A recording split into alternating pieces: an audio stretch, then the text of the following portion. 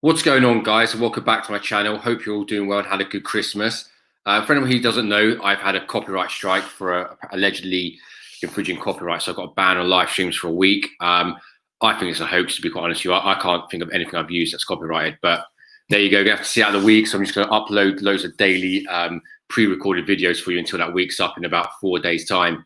So we're going to get straight into it then. We've got obviously a big game, Brighton coming up tonight. So we want to make sure we obviously win that one. And let's hope we don't go back to our old selves, right? Let's hope he starts playing the right players, like some of the lads he brought in. Emil Smith-Rowe did brilliantly. Martinelli, let's hope he's fit. Let's hope Auba's fit again. Keep Saka out wide, brilliant out wide. But again, yeah, we're going to get into the transfer update. If you are new to the channel, guys, please subscribe and hit the notifications bell. Helps me grow the channel. And big up to the new. I've had 30 new subscribers in the last 3 days. So big up yourselves. Thanks for the support. I appreciate the love. Keep sharing the content around. Help to grow and build this channel and bring you guys some amazing more new content. So transfer news of Arsenal lately is quite a few players and also a manager as well. So first of all, we're going to start with is a player who could be leaving. Hector Bellerin. So this guy divides a lot of opinions. Some people think he's good. Some people think he's crap. Myself, I think anyone who watches my channel knows my opinion on this guy. He's absolutely dog shit. He's woeful at defending. He leaves us completely exposed every time he sprints forward. And to the point where other teams massively target him. And it's quite obvious as well. Don't let it fool you that he had one good game against Chelsea and he's good again. He'll go straight back to his old self in no time at all. Same with Xhaka. So he is linked with a £22 million move to Barcelona plus add-ons. If we got 22 million for him, I will be the fucking happiest man alive. I swear to God. And that's looking like that potentially happen in January. I think his time has come. He hasn't progressed in the way we want him to. If we can get 22 million for him plus add-ons or anything close at 15, I would snap the hand off. There's reports that obviously he would like to go back to his boyhood club, Barcelona. He came through La Masia, their youth setup. He spent about 7 years there or something like that. Yeah, guys, let me know in the comments what you think. Would you sell him? Would you keep him? I know, like I said before, he does divide opinion. But if my opinion, we should definitely get rid of him. I don't think he's good enough defensively. I don't care if he's got 4 or 5 assists. It's no good if you leave us exposed week in, week out. If he does go, Arsenal will line up another right-back target in this guy. Tariq Lamptey, the Brighton fullback who signed from, remember he signed from Chelsea, came through Chelsea's youth system, and we all know what a great youth system these guys have got. This guy is an absolute baller if you haven't seen him. If you gave me a choice between Max Aarons and him, I would take him every day of the week. He's absolutely brilliant and exactly what we need at right back. I reckon he'd probably cost a few about £30 million. But again, if we're getting 22 odd million for Bellerin, let's do it. Why not? He'll make us a lot more solid defensively. He can go up front without leaving us completely exposed. And he's an absolutely great talent. Again, guys, let me know in the comments what you think. Would you take Lamptey? Would you go for Max Aarons? Would you keep Bellerin? Or would you just play Ainsley Maitland-Niles there or Cedric Suarez and see what they could do first? Let me know, because we're not exactly short of right backs. Let's be real. But if those two deals could happen, I'd be over the moon. Again, let me know what you guys think. Again, guys, if you just tuned in, smash the likes up, subscribe if you're new, and hit the notifications bell, because when I do live streams again in about another 4 days' time, you get a notification. You can join in the comments and everything and read them out. Moving on then to another player who might be departed. Again, another player who massively divides opinion that nobody can ever seem to stop talking about is this guy, Mesut Ozil. Fucking hell. His contract is run out, as I'm sure everyone is well aware, from about 3 years ago. He's run out this summer. He's been linked with everyone. Qatar teams, America, China, Fenerbahce about 1 million times. So the latest on him is he is now linked with a loan move to Juventus in Italy. I would love for this to happen. I can't see it. Arsenal have apparently came out and said that they would subsidise his 350 grand a week wages, so they could have him and get some of his wages off the books, and also free up a position in the squad.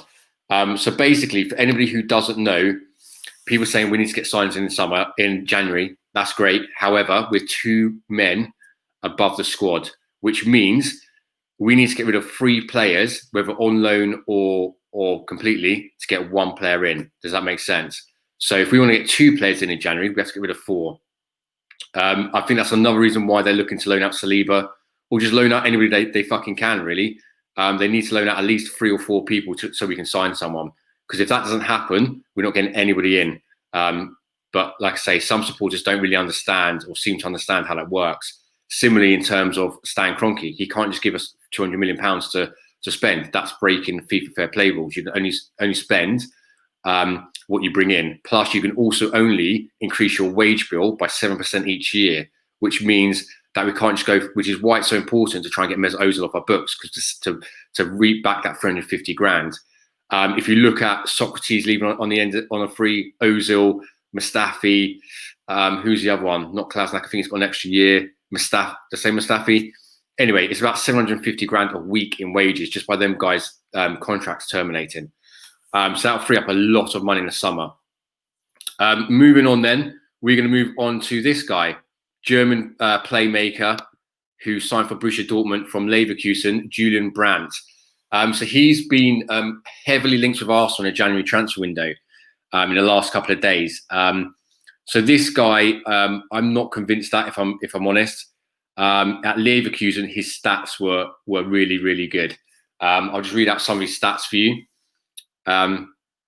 So when he was at Leverkusen, his last season, in 33 matches, he scored 7 goals and 11 assists. That's fucking awesome.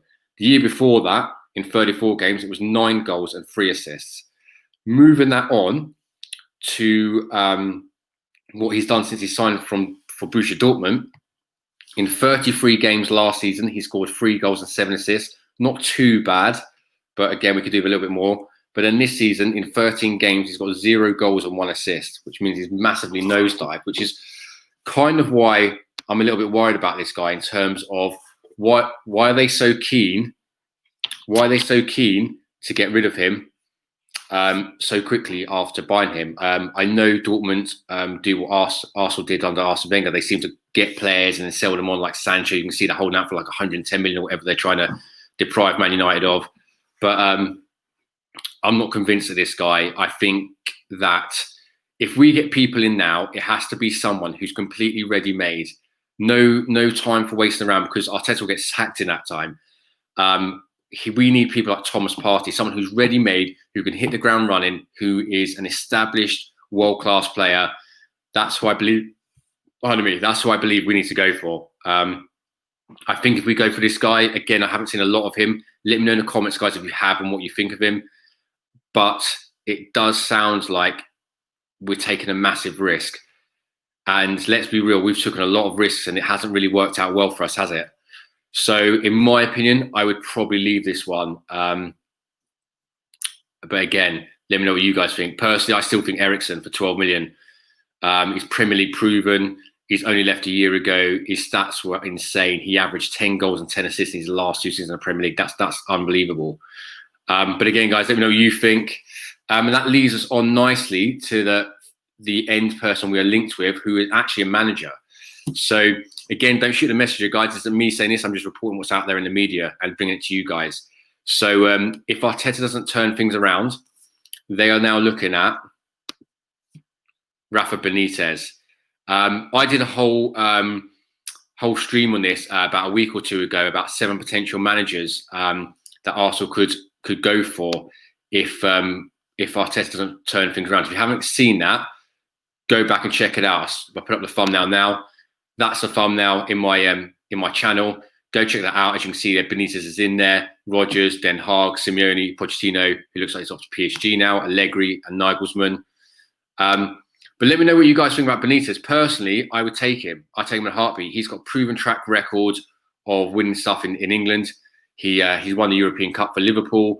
He's won Europa League for Chelsea. He won other cups as well, obviously.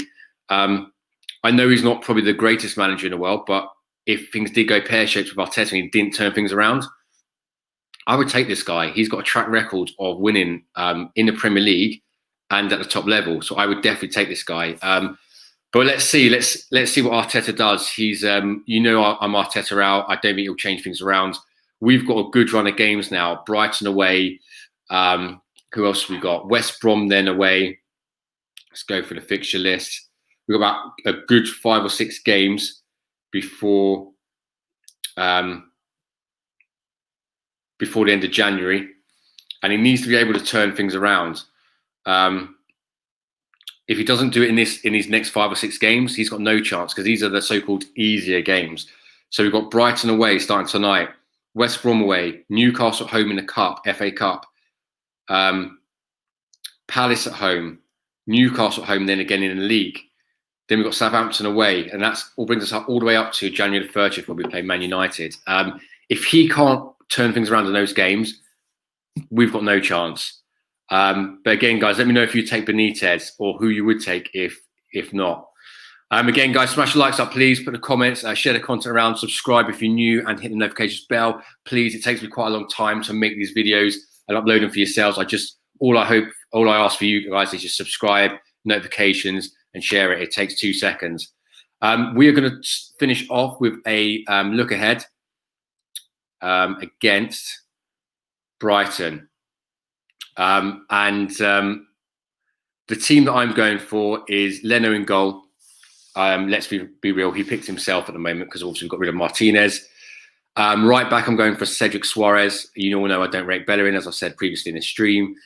Left back Tierney, again, thought he was class against Chelsea. Centre backs. So Gabriel, I believe, has got COVID, so he can't play. David Luiz, all them guys I don't rate. So I'm going to go for Pablo Mari again at left centre back, see what he's made of. I wasn't really, I wasn't convinced with him on the ground. You know, he looked good in the air. He looked big and tall, but I wasn't sure about his pace. But we'll see. Let's put him in a team now. He's been here a year. Let's see what he can do. And the right centre back, I'm going for Callum Chambers. I'd have him over people who run out contract any day of the week. Playing Mustafi or David Luiz, who are leaving at the end of the season, it makes no sense. You might as well give game time to 25-year-old Callum Chambers and see what he can do. Again, another player. If he can't make it, if he keeps getting injured, it's time to get rid of him. He's been here a long time and he's not played.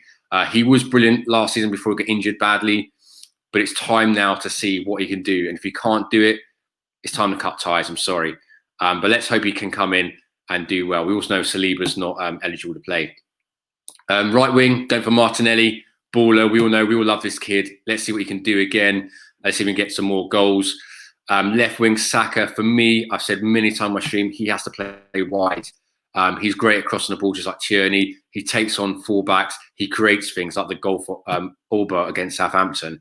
So I'm going to Saka left wing. Centre midfield, I'm going for Ainsley Maitland-Niles. I don't want to see El Neni there or Xhaka, any of that bollocks. Again, Xhaka, I don't care if he had a good game against Chelsea and curled in a free kick. 1 game in 30 is not good enough. And I'm going for Emil Smith-Rowe. I thought he was absolutely brilliant against Chelsea. And let's be real. Spinning top Danny Ceballos doesn't really create anything. Again, I would rip up his loan move terminate his loan move in January. He's not the player we think he is.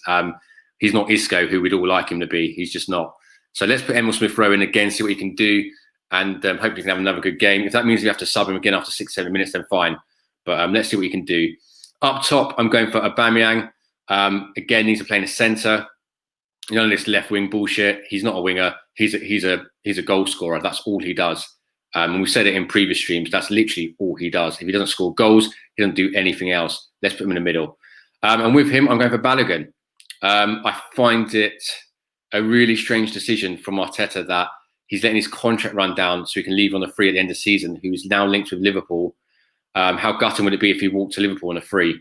And he says Nketiah's ahead of him. And it's like, Nketiah can't score.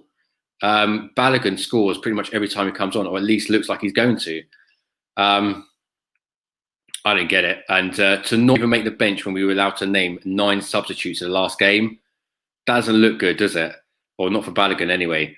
Again, I'll be absolutely devastated if this guy leaves on a free. And that's something I'm worried about Arteta. A lot of the young guys like Guendouzi, Bellerin, Ainsley Maitland-Niles, Saliba, are they all going to leave because he doesn't somehow rate them when we all do? I don't know. Again, guys, leave it all in the comments. Let me know. But I'd be gutted if these guys left the club. I think they've all got talent, along with obviously Saka and Martinelli, who are getting a game. Yeah, so my score prediction, I'm going to go for a 2-1 win to Arsenal.